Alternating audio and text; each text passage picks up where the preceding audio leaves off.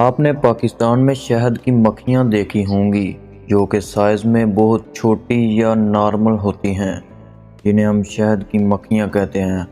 آج ہم آپ کو بتانے جا رہے ہیں ہمالیہ کی شہد کی مکھیاں، جو کہ پوری دنیا میں سب سے بڑی شہد کی مکھیاں ہوتی ہیں۔ ہمالیہ میں ایک بہت بڑی شہد کی مکھی دنیا کی کسی بھی مکھی کے برعکس شہد بناتی ہے۔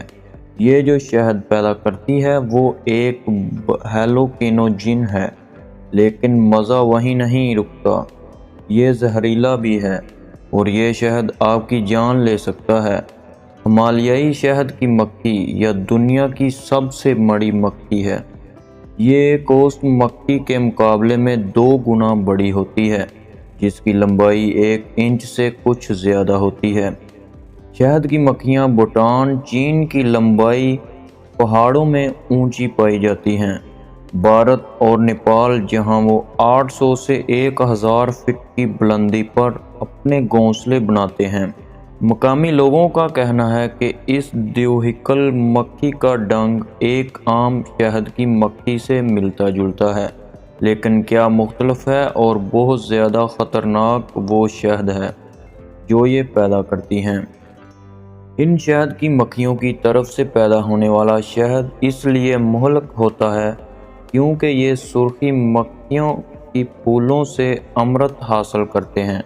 اس امرت میں ایک ٹاکسن ہوتا ہے جسے کافی ارتکاز کہا جاتا ہے، جس سے سانس لینے میں دشواری ہو سکتی ہے، اور فلگریانو ٹوکسن جو کہ متلی الٹی جسم کے فالج کا زیادہ سبب بنتا ہے۔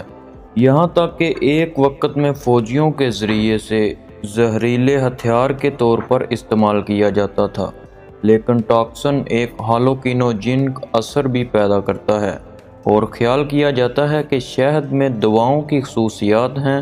اس سے بلیک مارکیٹ میں شہد کی بہت زیادہ قیمت ہو گئی ہے، جہاں یہ 166 فی پاؤنڈ میں فروخت ہوتا ہے۔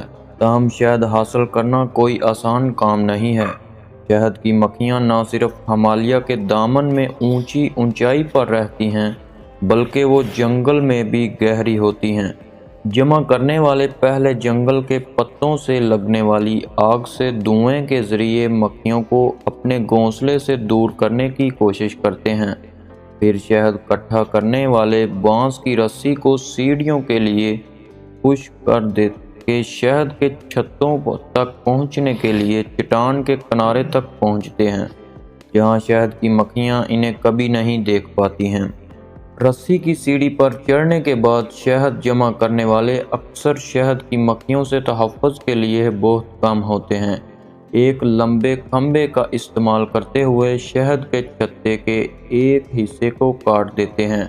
شہد کا چھتے پر ٹوکری میں گر جاتا ہے یا نیچے زمین پر گر جاتا ہے۔ اس کے بعد ٹوکری کو کسی دوسرے کارکن کے ذریعے چٹان کے اوپر اٹھایا جاتا ہے یا اسے زمین سے اکٹھا کیا جاتا ہے۔ ایک اچھی وجہ ہے کہ اس شہد کو پاگل شہد بھی کہا جاتا ہے۔ آپ ذیل میں دیکھ سکتے ہیں کہ شہد کے شکاری اسے کیسے حاصل کرتے ہیں۔ اگر آپ کو ویڈیو اچھی لگی ہے تو اسے لائک کر دیں اور سبسکرائب کریں۔